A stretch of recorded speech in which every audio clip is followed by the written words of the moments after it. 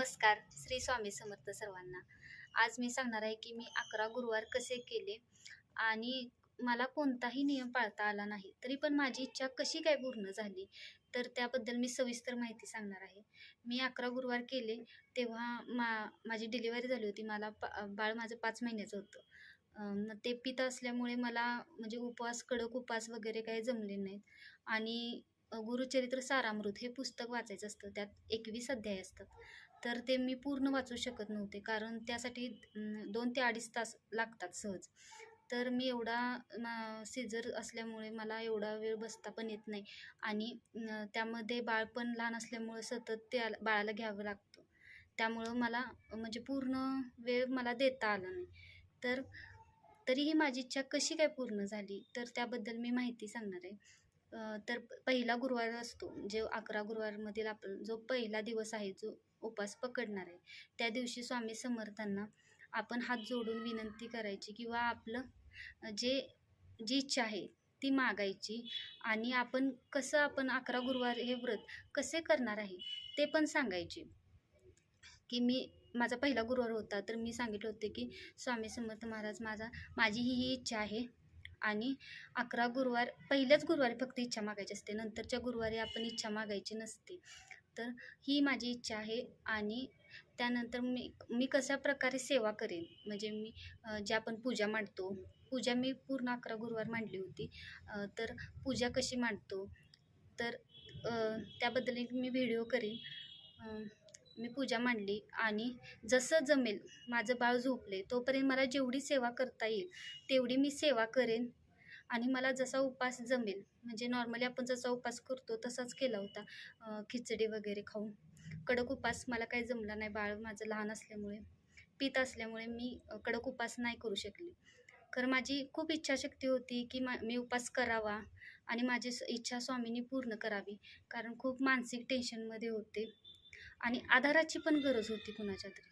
त्यासाठी मी उपास केले होते आणि पहिल्या गुरुवारी मी स्वामींच्या पुढे हात जोडून सर्व इच्छा सांगितली. मी कशी सेवा करणार आहे हे पण सांगितले. 21 अध्यायांचे गुरुचरित्राचे जे पुस्तक असतं, अक्षरशः मी 11 गुरुवार पूर्ण झाले. शेवटच्या गुरुवारी मी 21वा अध्याय वाचला. तर प्रत्येक गुरुवारी मला 1 अध्याय किंवा 2 अध्याय एवढंच शक्य होत होतं, कारण बाळ झोपले.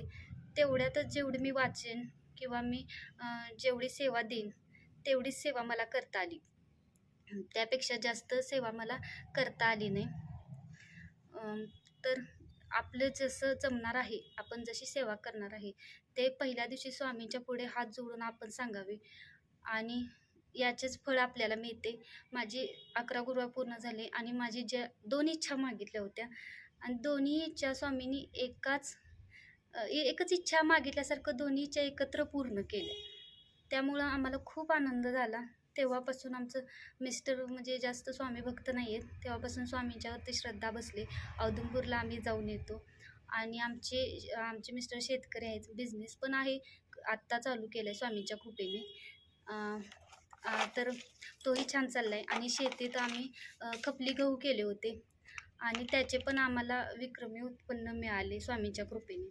तर उद्यापन कसे करायचे, प्रत्येकाचं म्हणजे जशी आपली कॅपॅसिटी असते किंवा परिस्थिती असते, त्यानुसार प्रत्येकाने दानधर्म किंवा कोण सुवासिनी वाढतात किंवा दानधर्म करतात, कोण ज्यांना जमतं तसं करतं. कारण माझ्या शेतातले खपली गहू भरपूर निघले होते, तर मी एक 10 ते 15 किलो होईल एवढी मी खीर केली आणि माझी इच्छा होती की जे खरंच स्वामी भक्त आहेत त्यांच्याच मुखी जावी.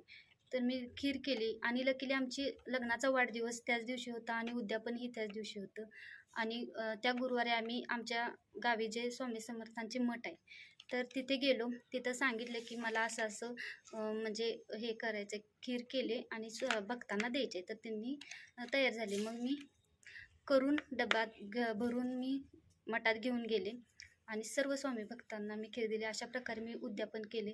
मला काही जास्त जमले नाही. माझी मुली लहान आहेत आणि मला मदतीला पण कोण नाही, सासू सासरे नाही आहेत, त्यामुळे मला मदत पण कोणाची भेटत नाही जास्त.